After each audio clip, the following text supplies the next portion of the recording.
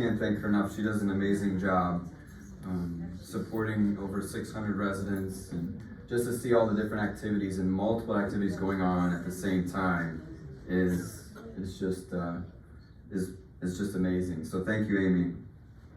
I wanted to jump in with a couple of other items that are important to us all. Linda Schuler is going to be retiring coming up in a few weeks. I think a lot of folks knew about that, but if not, I wanted to talk through and encourage you all to be a part of that drop-in. She's been at Rolling Green Village since before we opened our doors, which is just amazing. So we're looking at 37 years of service and dedication to people at Rolling Green Village. You don't want to know where I was 37 years ago. I think it was kindergarten. But for her to be here that long and just that service, when I came here 10 years ago and met her, you could just see that she was different, just willing to help in any way that she can. So I want to make sure you knew the 24th, that's Thursday, from 1:30 to 3 up in the Commons Lounge. We're going to have a drop-in for folks.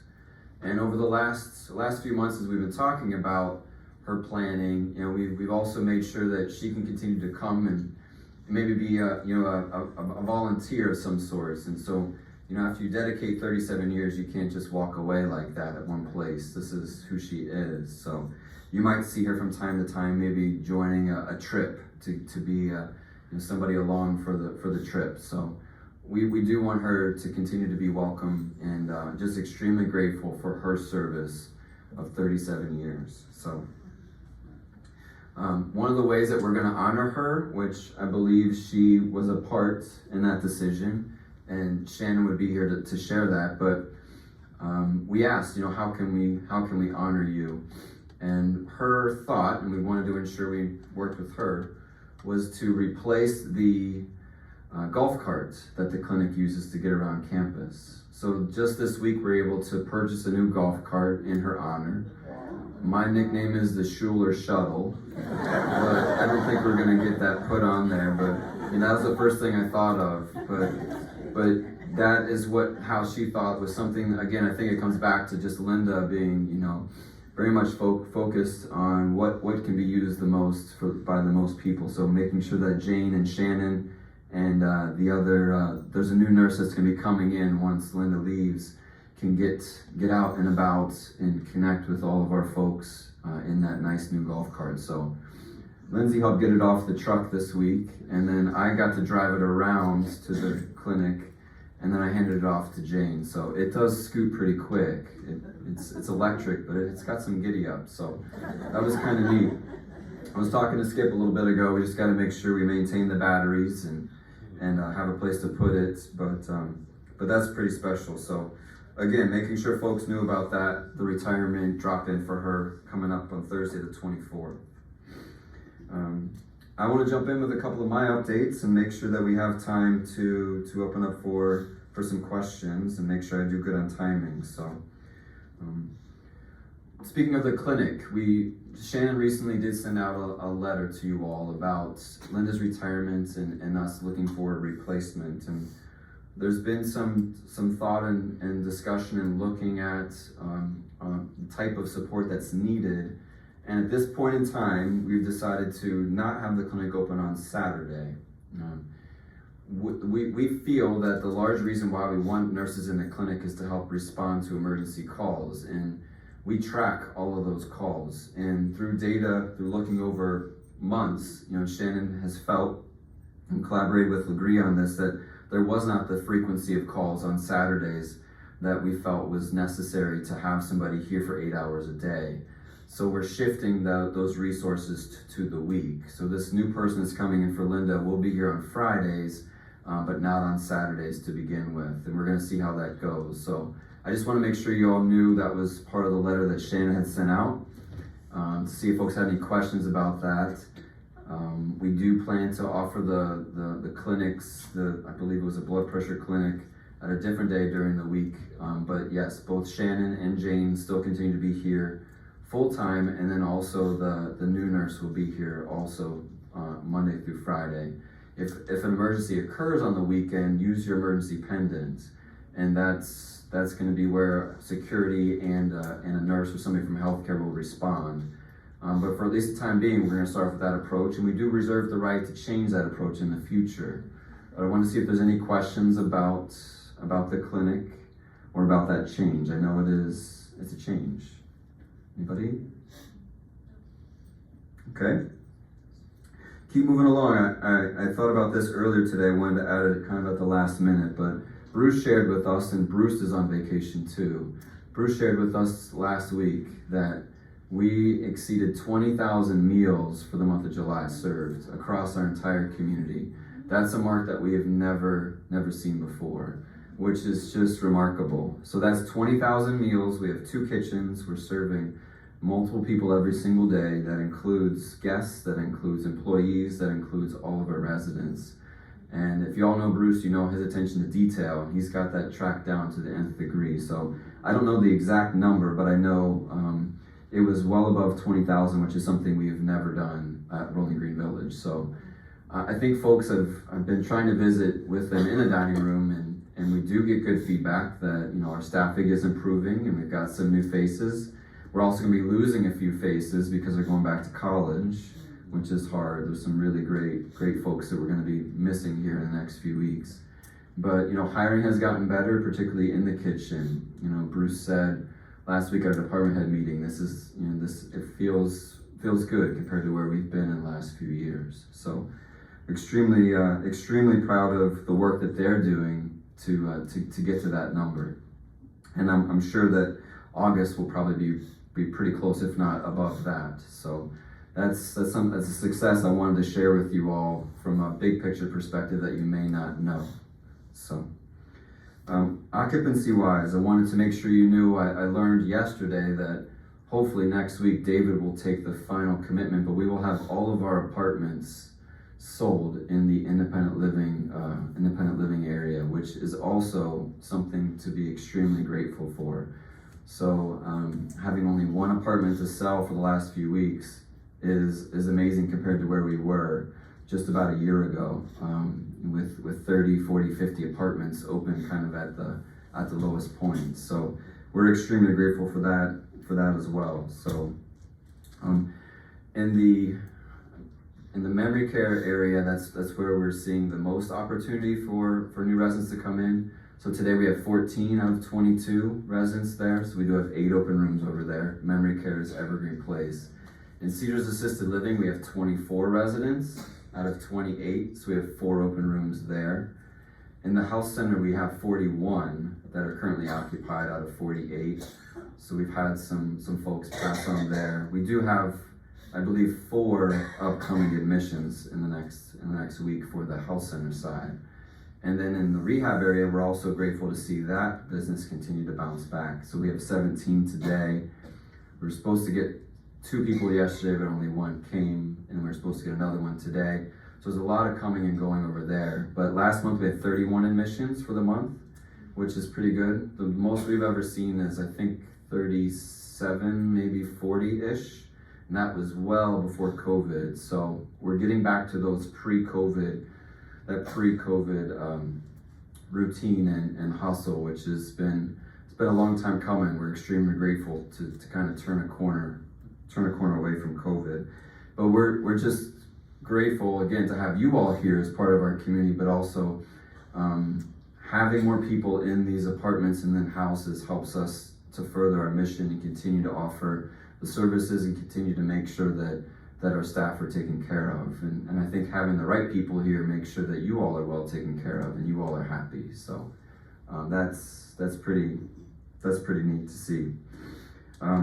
Resident committees, I just wanted to speak briefly and let everybody know, with the support of Bob Torres, I've been collaborating with him quite a bit. We're hitting the reset button on resident committees, all the different committees. We feel strongly that getting resident engagement there and collaboration can help us continue to be mindful of what's going on and have voice and have an understanding of how different operational changes or different things that maybe we miss, we can catch, and we can make sure we're continuing to improve and provide the best community, the best care. So The committees, if you are interested, on the portal, I know that Lindsay and I had a discussion about the portal, which we'll talk about next, but if you go out to the resident portal, you can see all the different committees that we have. You can see the membership.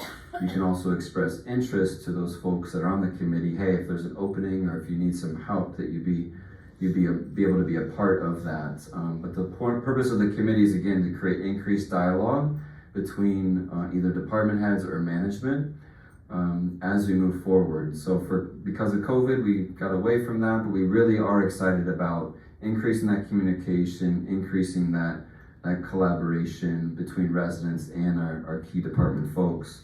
And I want to continue to stress they're resident committees, so they're not necessarily our management committees, but they're resident driven, and then the management team, department heads, are invited to come and invited to participate and make sure you're being heard, and then make sure we're going back and making adjustments based upon what we're hearing and what we're seeing. So excited about some of the momentum that we're starting off with when it comes to the resident committees. Just want to briefly touch on the portal. I mentioned we know that there's some cleanup to do, and I think there's a couple residents that are helping us do that cleanup.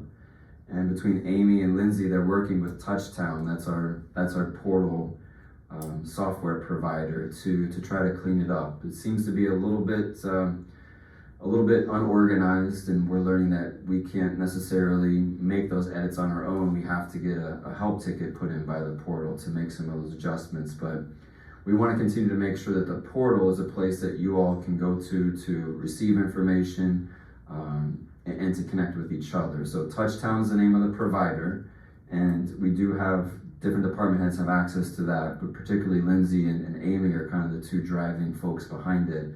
So if you're on the portal and you see something maybe that's not accurate, or if you have some thoughts on how it can be easier to navigate, we definitely want you to reach out to Amy and or Lindsay to see how we can go about that. I know Lindsay said she put in a ticket for some feedback, and we're still waiting. I don't know if she is still waiting, but we definitely want to continue to improve that site and make sure that it's something that's looked upon, that you can reference, and you can continue to be informed. I think it's a big communication piece. We've got in-person communication, we have written communication. The portal is, you could say digital communication in addition to just, face-to-face. So I want to make sure that is something that you all can lean on and think is reliable and is also user-friendly. So I do think we're on our 4th different portal. Is that right, Amy? I know of 3, yeah, this might be the 4th. 3. So, we continue to hope that we've got that right partner and that the portal is easy to use. So if you have feedback on it, please let them know. Keep moving along. We'll go next to the net operating income for the month of July. One of my key takeaways from last month was that I needed to get the numbers here and not read them off to you. I really fumbled that whole transaction last month. So wanted to share with you that we had a really good month of July. We had planned for our net operating income to be $164,000, but we actually came in at $244,000. So we exceeded our goal for net operating income for the month of July by $80,000, which is great. Now our revenues were slightly under what our budget was. We are exceeding our goals for independent living, which I mentioned, with us only having one apartment to sell. Within the health center, we're continuing to make sure we're getting back on track. Today we're 1 under budget, so our health center revenues have come up. Cedars revenues are good, but our memory care revenues are a little bit low. So that's how we did not reach our total operating revenue, but this is the closest we've come so far this year. But we've done a really good job when it comes to our expenses. So keeping our expenses under is how we're able to achieve that positive net operating income. So overall, so far this year, we're right around $200,000 above our net operating goals. And again, I want to continue to stress, with us being a 501c3, anything we make in excess of our expenses needs to go to pay down our debt, and also for our depreciation and our projects that we need to keep working on to continue to have the best settings. So we're continuing to reinvest in the community. So this is really good. This is really good. This is the best, one of the best months that we've had that I can remember in quite a while.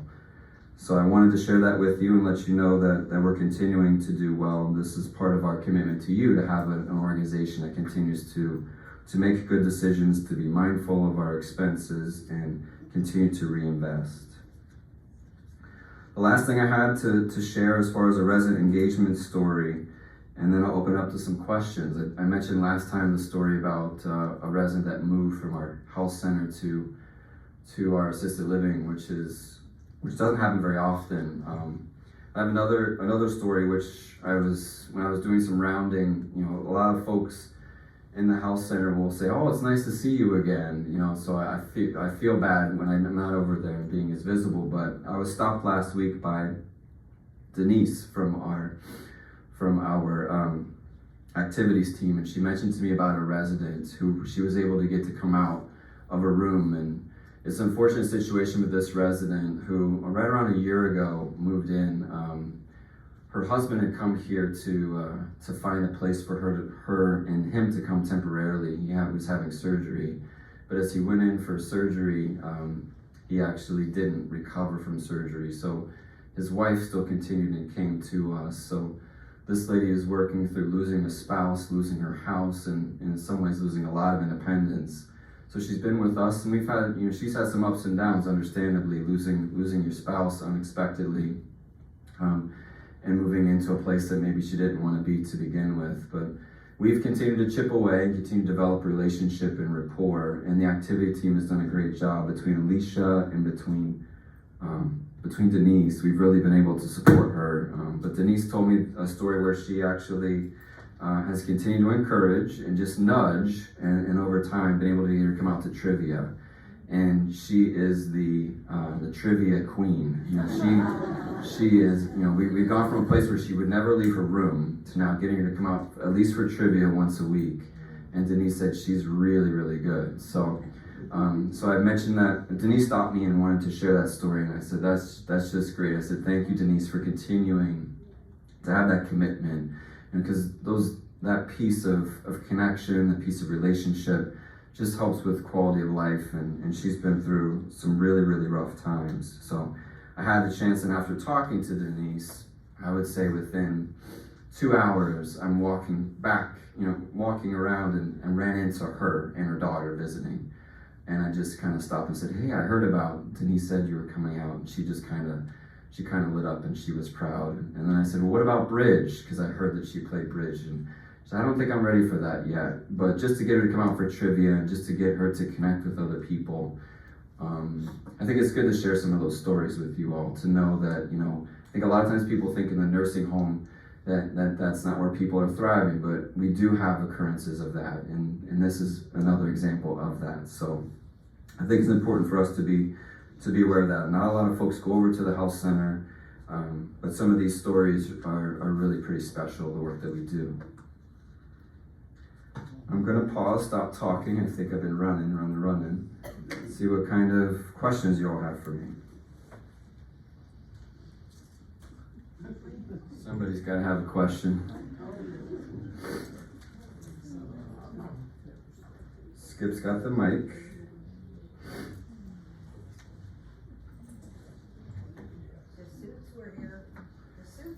The suits were here. Yes, I can talk a little bit about that. Is that working, Skip? So by suits, she means life care services. So when I first started in the role, there was some discussion I had with Jacob. He's my director of operations management. You could say my boss. And what they will do from time to time is they'll get a group of key operational leaders from sales, from clinical, to operations, and they'll come together for what they call a blueprint strategy session. So we had 7 people yesterday flying from different parts of the country to work with our department head team and collaborate and just talk through how we can strategize and do some different things. It's really about kind of getting you to look a little bit differently. As we walk in, you see the same things, you're kind of in a routine, but getting new perspectives and being open to that is really important. So almost every year we'll do this type of a session. So to be honest with you, I'm still trying to recover from that. And having 7 people kind of coming and living with you for a day, a little bit on a sensory side, a little bit overwhelming. And there's a lot of great ideas, a lot of great discussion. Now we're just kind of catching our breath and taking in that feedback, and then coming up with some different strategies and priorities. I think a big focus for it was around helping us get our, you could say, licensed areas above goal. We're doing a great job with independent living, but throughout the year, we've not been able to meet those goals in memory care or assisted living or the health center. So we kind of dove into that a little bit deeper. And I think we have some really good ideas and really good priorities that we can set from here to now. And then in about a month, we're gonna have a check-in call just to talk through where we're at when it comes to some of the priorities and how we can continue to move forward with that and take that energy and some of those ideas and make sure that it's helping us be better. Other questions? I failed to talk about the development. Give me one moment here and then we'll see if Skip can get the mic working. On the development side, we are gonna have some more suits come in next week. We're working with Life Care Services Development and SFCS as the architecture team to look at some of our master planning ideas. So it does continue to move forward well.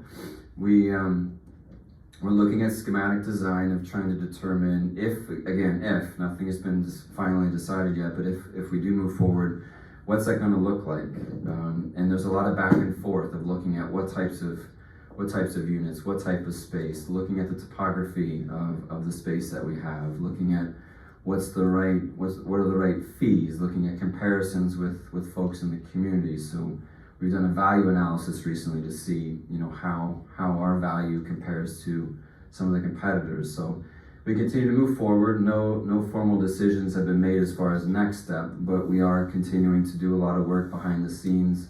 I think it's every other Monday, Skip, is that right? Every other Monday there's a call that we have with folks. And a lot of times it's virtual, but then every once in a while they want to come out and walk around and get a chance to dive in person with our team. So it continues to move in the right direction, and I'll continue to keep you informed as we move forward. So go to the next question. I have a question about, and probably best for Skip to answer this one. What's the status? Good. What's the status on the repairs to the doors? The door on this side by the small bus and the door on the south end of building F. That it's either jammed, it does not open the outside door. So the question was the status of the doors down by the bus, are you saying? Yes, that door right there has not worked for. Doors by the bus, and then on the F building, you said? F building on Okay. the south. Outside door. Okay. I tried it, before I came down, I went through the inside one, tried the outside one, and the outside one is not open. Okay. Skip, do you have an update? There you go. Okay, just have to jiggle. We've got work order in on both of the one that we thought had been fixed, so if it's not working, we gotta go back and check that one. But they came in, and I know we had some discussions over here that it was working, and Which one are you talking about, Skip? F building. F building. The one over here, we're waiting for them to come in, because they've got a park stuff they've gotta get for it. I can't hear you, Skip. It kind of goes in and out. If you want to come up here, you Okay, can. alright, is this working temporarily? Alright, they've got a part order for this. It's on that slow boat from China, just like, sort of the lift. Unfortunately, I'm trying to be humorous here in a difficult situation, but, we are on that, and I'll check F building to see what's going on. If not, we'll get them back out here. And Yeah. sometimes that door, when the electricity goes out, that door just stays open 3 or 4 nights in a row, wide open. Well, we don't always know when that happens. We usually report it. Well, but, and that's what we want you to do, but also keep in mind, we notify the service company who may or, may not be able to come out right then. and they have to give us the service, you know, put us in line in the queue to come in.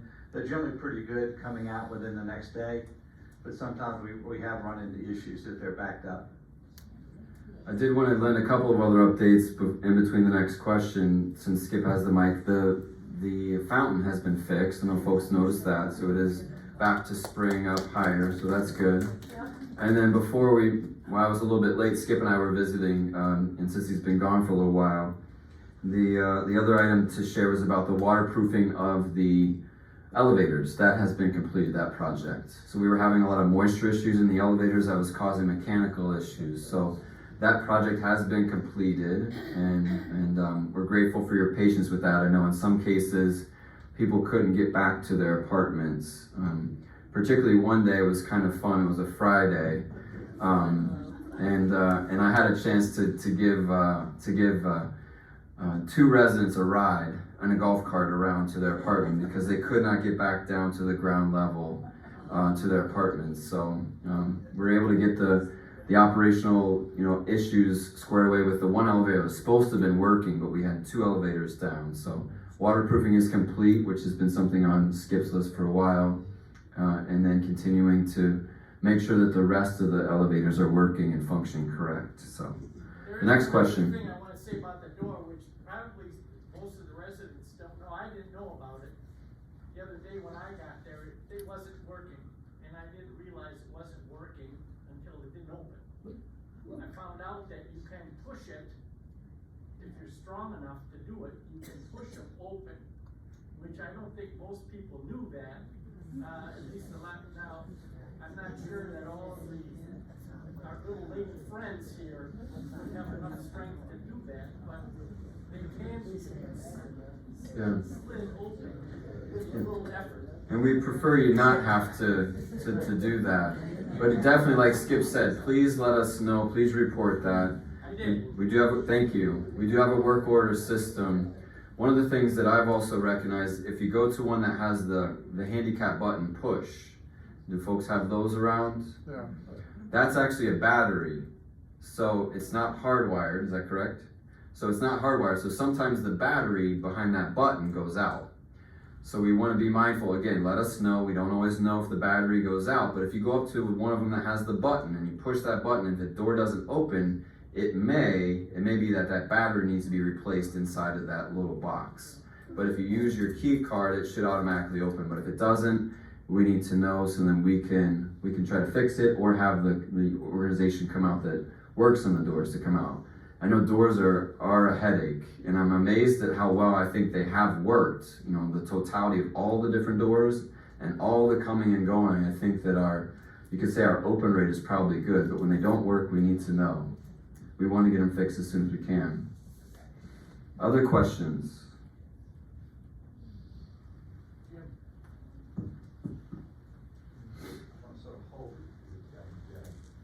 Not a question, but a comment on the clinic hours. Mm-hmm.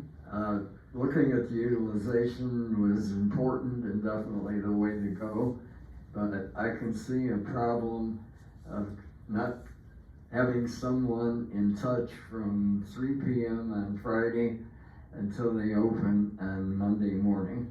Okay. That's a long period of time, and I've gotten that comment from several residents as well as myself. Okay. And I definitely appreciate that feedback. Like I said, we'll share that with Shannon. We're going to continue to look at those hours.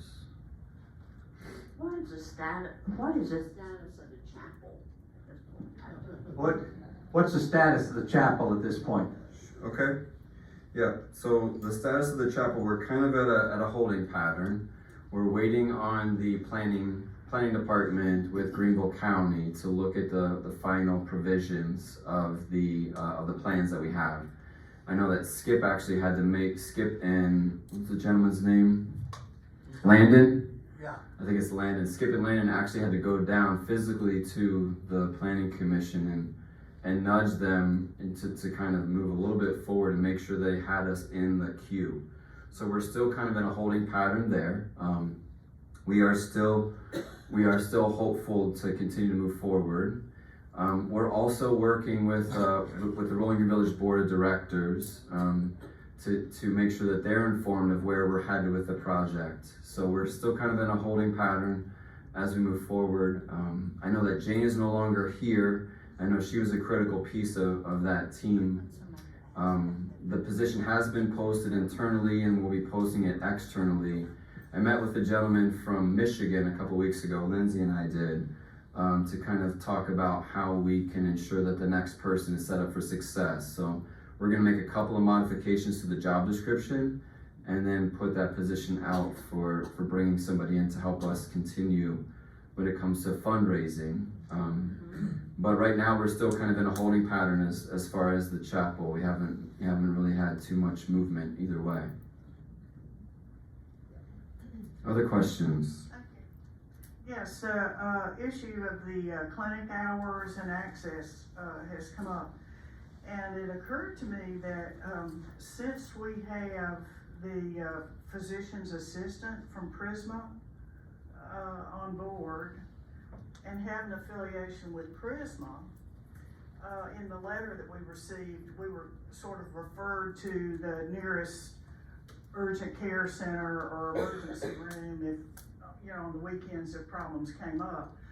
But I was wondering if, because of the relationship we've begun to establish with Prisma, whether their local or the nearest urgent care center could provide then sort of the backup to our clinic, and perhaps even Rolling Green could help facilitate access of ill patients to that Prisma affiliate, which would provide local access when we can't provide it on campus.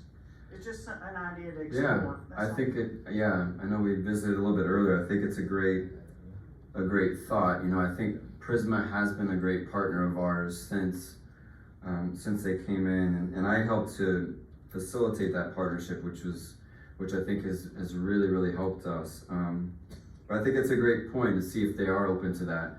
They're also continuing to do telehealth visits, so I think we might be able to get creative as we move forward with this new approach. And again, I do think we reserve the right to go back to the way things were if we see that we're having concerns. One of the things that Pat and I were talking about earlier that I don't know if a lot of folks are aware, that the partnership with Prisma, they've been great to work with within our skilled nursing area, the health center, and also within our rehab area. The nurse practitioner that we have in our rehab side is a hospitalist trained nurse practitioner. I don't know if everybody's aware of that. She's there 5 days a week and she's amazing. Her name is Stormy Albrecht. We also have a hospitalist trained physician. His name is Dr. Cartledge, who's there a couple days a week. And then on the health center side, we have Dr. Terrio, who's the medical director. She's the chief of geriatrics for Prisma.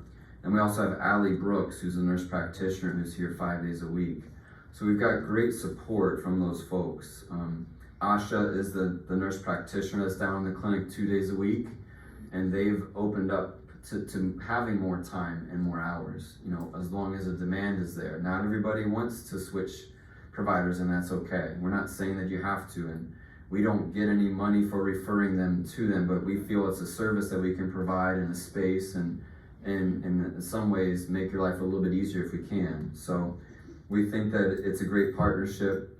One of the things that they've done, which is exciting, is kind of a pilot project. They've created something called an ETS service. It's I think it's an emergency technician service. So if somebody's in the health center or in the rehab area and they're having some complexity and the provider is kind of trying to say, do we need to go to the ER or not? They can implement this protocol where they will be in touch with an EMT with a lot of skill set to bring an EMT ambulance here, and they can collaborate with that EMT within that setting, so you don't have to go out to do stat lab work, to do to give you fluids, and very quickly if we need to potentially even start antibiotics, and all of that is under the umbrella of that nurse practitioner and the medical director saying, let's do this, with the goal of keeping you out of the ER. A lot of people don't want to go to the emergency room 4 to 6 to 8 hours in a place that you're uncomfortable. What can we do to bring some of those skill sets here? You know, ultimately, if they have to go to the ER, they'll send them. But it's a very close collaborative partnership that they have and focus on trying to keep you out of the emergency room and keep you here. So that's a pretty neat service that they've started to offer. Every week we have a call with Prisma, the Director of Nursing Legree Shimsky, to talk about any ER visits or any return to hospitals to kind of troubleshoot what happens, what could we do differently, how can we be more proactive to try to prevent those moves back to the hospital. So something I'm passionate about that I got a lot more experience in. But I want to make sure folks know that level of service and what we're trying to do to make sure people are well cared for here. But Pat, I think it's a great point. We can reach back out to them and say, hey, what other type of services may you be able to offer, and see if that's something we could do. What other questions do you have? I have another one. All right. I hate to take over your meeting, but. You're not. I have a question. Yes. Would it be possible to relocate the sign that indicates that the parking lot is for F residents only? So relocate the sign. When you come in, it's on the passenger side. And we noticed that, and they're all afraid to talk today, apparently. Okay. But there are many people who have said that the parking for the F building is sometimes very difficult, and there are no spots. Yep. And it's because there are other people who are coming in and parking in those spots, who either do services here, which are fine. There's plenty of spaces on the other side of the street for them to park. But if the sign was more visible, it probably won't do any good. To be honest about it, I never saw the sign myself. It's on the passenger side, when you come in, it's a little sign like this, and it's up fairly high. Okay. And it's after you get in the entrance. What?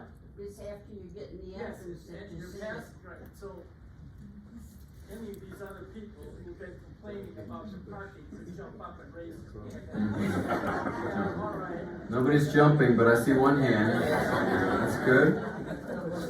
I know that parking, in particular for the F building, at times has not been as convenient as anybody would want.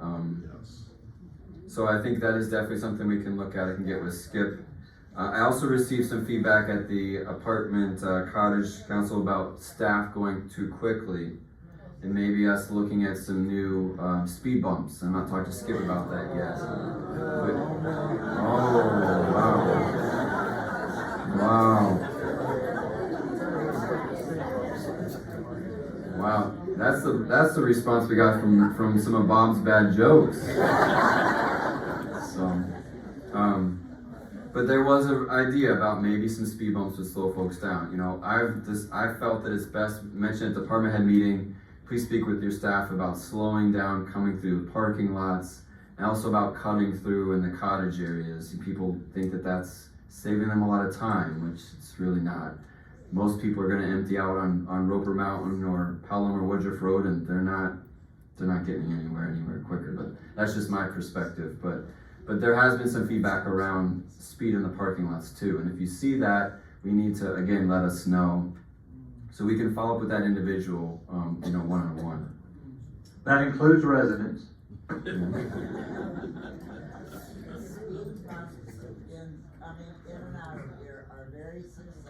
They're very successful. It's feedback. Successful speed bumps. Yeah. Speaking of Bob, I did have coffee with him since our last executive director meeting. He's doing well. Him and I would visit at Starbucks to get coffee in the mornings and just kind of talk through some things. So he said he's getting 8 hours of sleep a night, which is great. His knee has recovered and he's able to walk 3 miles, which is great. He was towards the end, he was really struggling with that torn meniscus of getting therapy and getting the rest that he needed. So he's doing well. He had a chance to visit with his grandkids up in the Midwest in Ohio, Dayton area, and he did have a funeral he had to go to unexpected in Minnesota, but it was good to see him. He had shorts on. I didn't recognize him. But it was good to see him. We had a good, hour and a half visit, and he promised he wouldn't change his phone number on me. So I'm gonna plan to visit with him from time to time. He's just, extremely grateful for his mentorship and his support. So, but that did sound like a bad Bob joke. Any other questions? Y'all gotta ask questions, cause otherwise Ryan's gonna start 15 wanting to tell minutes. jokes. You don't want to hear me tell jokes. Brian? Yes. Over by the pool and rehab area, is there any way that you could ask the employees to park at a lower level? It's very difficult in the mornings to get into the water aerobics class or exercise classes. Mm-hmm. Employees are taking up many of those spaces. Okay. So you're talking about I think there's a space that we designate. Are people not adhering to the signage, or are you asking them to even more of those folks to shift around? There are very few just for residents, it seems Okay. like, and so many are taken up by staff. I think that's a good recommendation. I know parking, I know when I would park out here in the back, there's plenty of spots. But I know everybody wants to be close. And our staff are able to walk, and really the priority should be to give that closest parking to you all.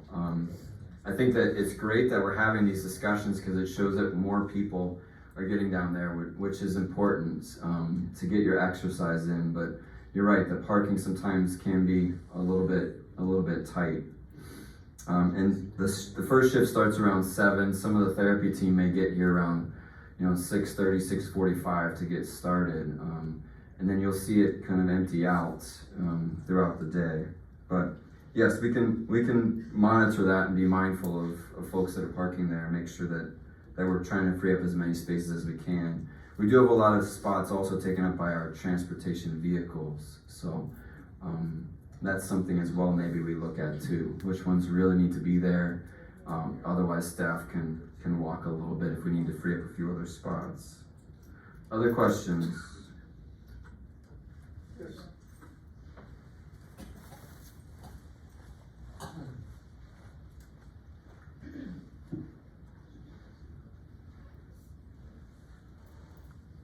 Okay, so thanks. One is a comment, Mm-hmm. okay, and it has to do with this parking situation over here, and I noticed it the other morning that one of the delivery trucks was parked in such a fashion that the people that were in, like, for Katie's classes and stuff like that, to try and get out, they had to have somebody help direct them because this Cisco truck was parked right smack dab in the middle of that parking area there.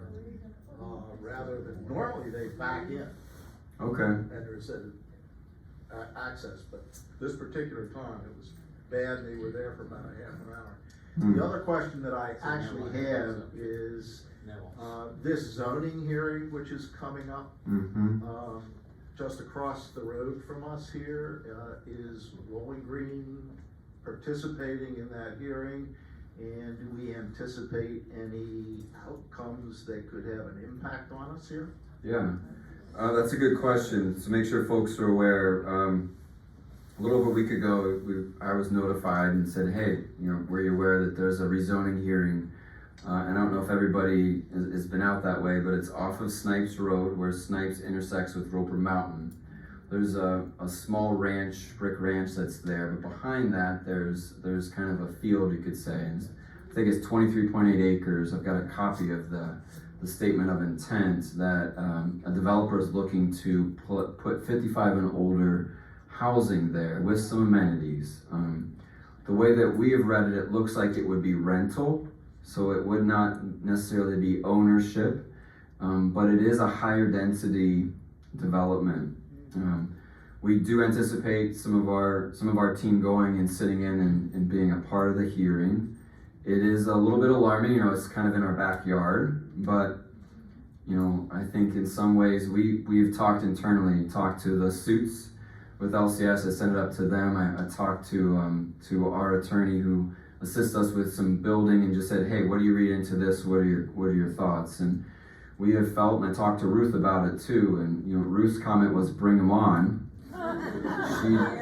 She wasn't really too worried about it. And we do have competition everywhere, and it's continuing to happen.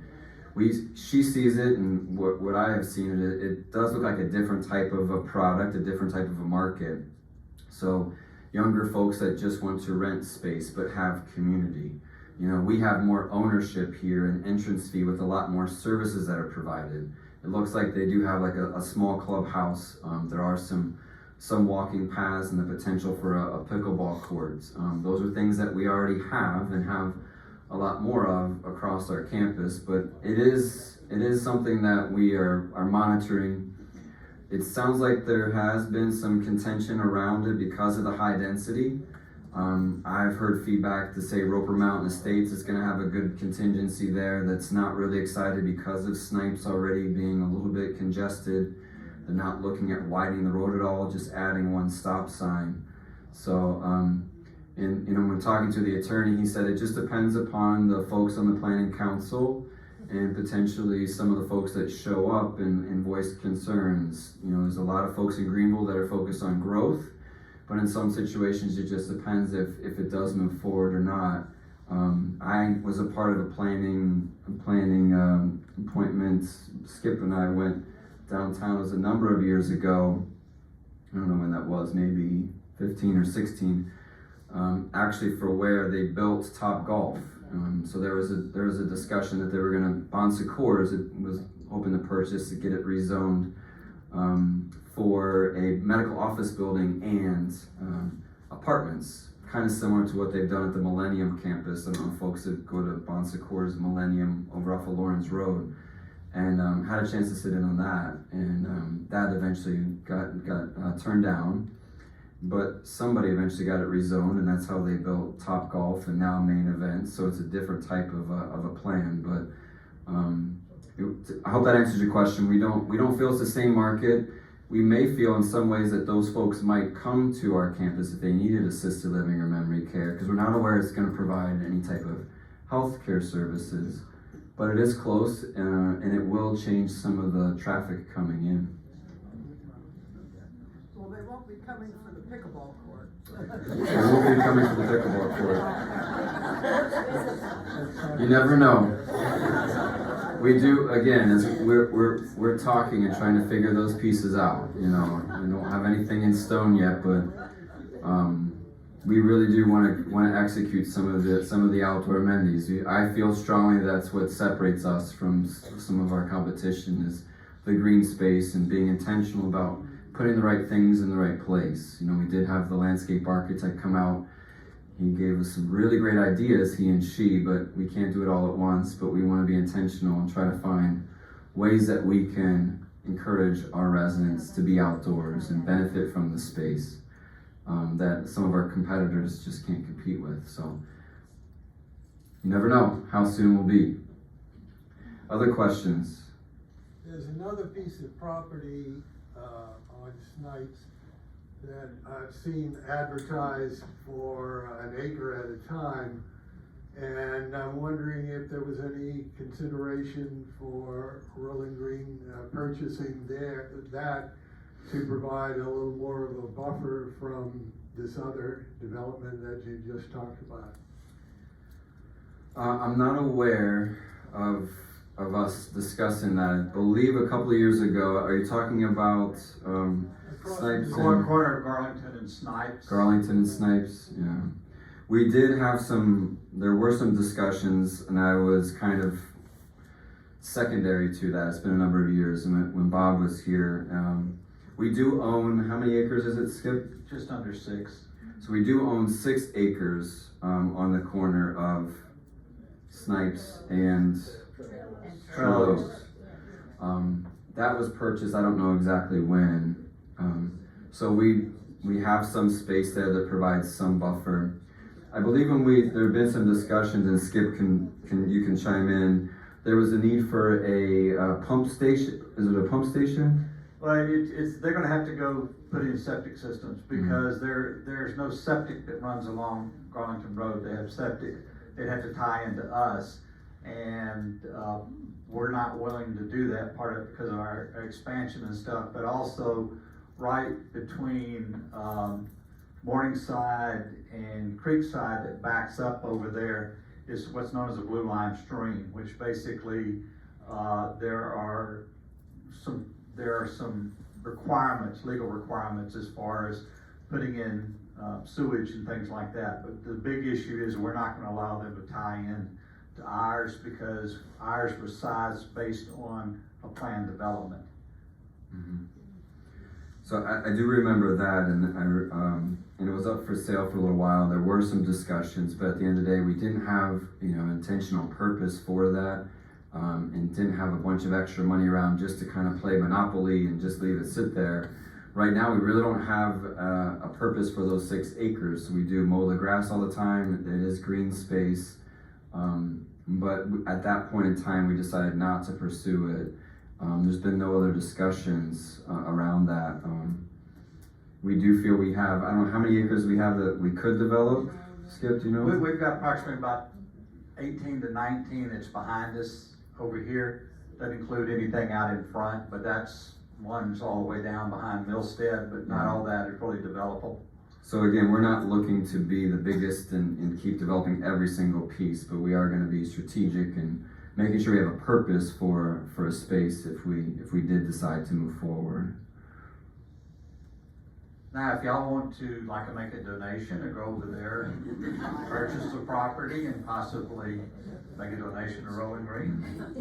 We did talk about pickleball courts in that 6-acre plot, but that's, that would be an opportunity for people that were not on campus to get into it. So, that was one thing, it is open space, but it doesn't really make sense. We'd have to build all kinds of, barriers, and it just didn't make sense. We want to make sure that space is here, it's visible, and it's accessible to us. So we don't know yet what that 6 acres is going to hold in the future, but other questions? Just make it one on the corner. Maybe the last one, and then I'm happy to be available afterwards. We're coming up on 4 o'clock. You all are taking it easy on me again. I've enjoyed getting to know a lot of folks in the room and visiting, whether it's been at bingo or at Hand, Foot, Elbow. Is that right? Hand, Foot, Elbow. Or just visiting around breakfast time or lunch.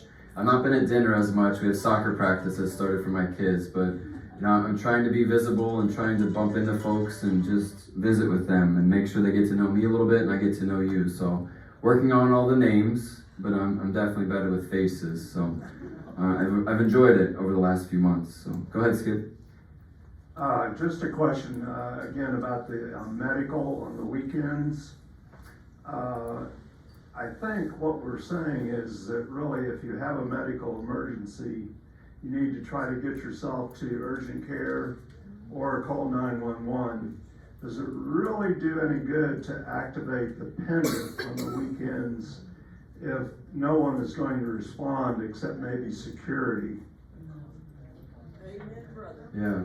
So we are committed, and we need to hear from you if you don't feel that. But if there is a true emergency, your first thought should be pushing the pendant for security, and there should be someone from healthcare that responds.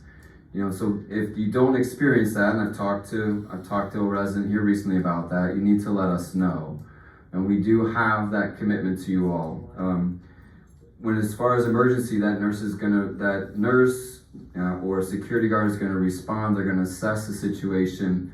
Doesn't always mean that you need to be sent to the hospital. In some situations, we can support you here, but in some situations, they may recommend that you do go out to the hospital. But 7 days a week after 3 o'clock, 4 o'clock, when Jane and Shannon leave, our security from 3 o'clock until 7 a.m. the next morning, there's not somebody in the clinic, and that is a security and or someone from the health center that's going to that should respond. But if you don't feel that, if you don't experience that, you need to let us know.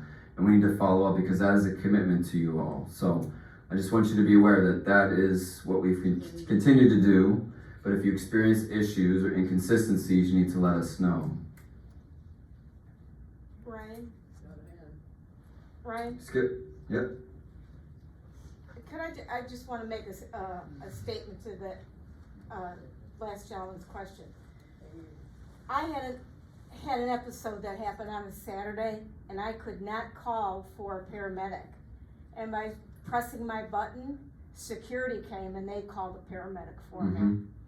So. Security is probably going to be the first person to respond because, you know, we are having somebody from the nursing team that's caring for somebody, you know, lock up their cart and arrive. So it is going to take them a little bit longer. Security has a vehicle, you know, they do have the phone, they're going to respond. So there is going to be a delay. It's not going to be two people immediately because we don't have people just sitting there looking and waiting. So that's not really efficient. But again, if you have those episodes where, you know, we want to have security show up and also that healthcare person needs to arrive, whether it's a nurse or a med tech or somebody, to give that guidance and then have you all make that decision. But if it's straightforward, we're going to recommend that you go out 911. We're not equipped for that. Yeah, I was not able to dial 911, and just pressing my button brought security, and they called the ambulance. Yep.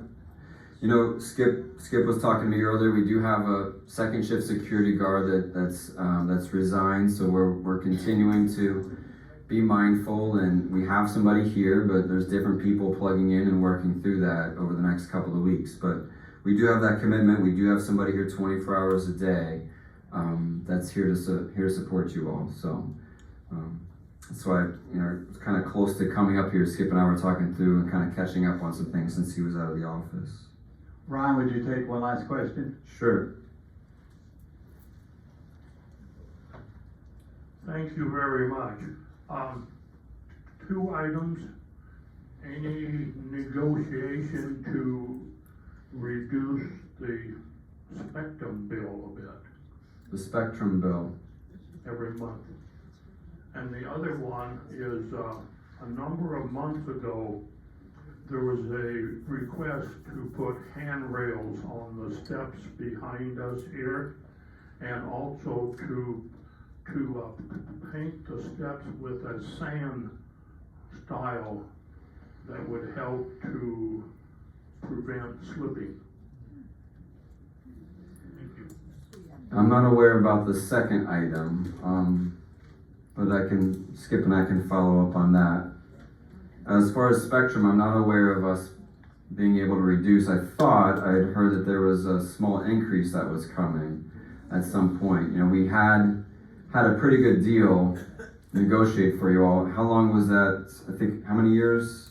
It was 3 years. 5 years. The original contract was 5. I think it was 3, and then the price went up a little bit. Okay, yeah, and you know, keep in mind where those that have elected are paying Rolling Green Village. Rolling Green Village is paying that and negotiated lower rate than if you contacted and worked with Spectrum directly. Now, there is going to be slight increases just because of everything else going on. I mean, we're just seeing that in this environment today. So are you on Rolling Green Village plan, so you're paying Rolling Green Village? So certainly if there's a slight increase, their adjustments have to be made into that, but it is cheaper going through Rolling Green than it is if you contacted them directly to have the same level of service. What is the price right now? Do you know? Right off the bat, Is it I don't. 55 or 60? Yeah. I think it's 62. That's a pretty good deal. I can tell you at my house I have high-speed internet and cable, and I'm paying $115, and that's five miles away. So I think you guys have a pretty good deal. I know when it first came out, a number of department heads say, "Hey, can we get that deal at our house?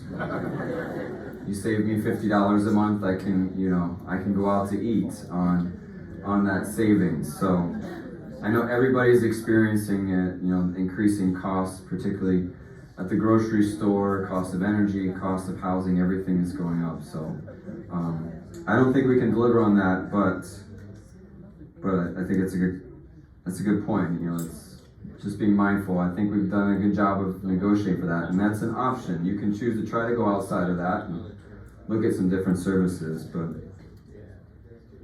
I think that should be it. It's 4:05. Thank you all for your time. Thanks for being here. If you have any questions, I'm available. Thank you.